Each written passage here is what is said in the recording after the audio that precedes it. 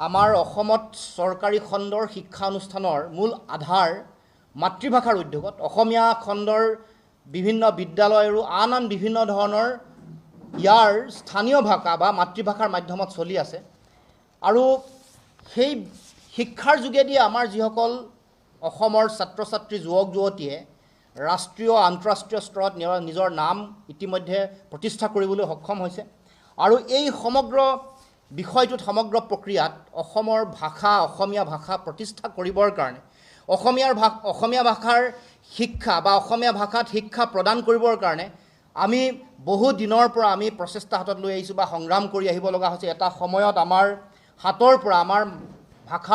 আমাৰ বিদ্যালয়ৰ পৰা মাধ্যম নাইকিয়া হৈ গৈছিল, তাৰ বিৰুদ্ধে আমি আন্দোলন কৰিব লগা হৈছে। গতিকে এনেকুৱা পটভূমি আছে। তাৰ উপৰিও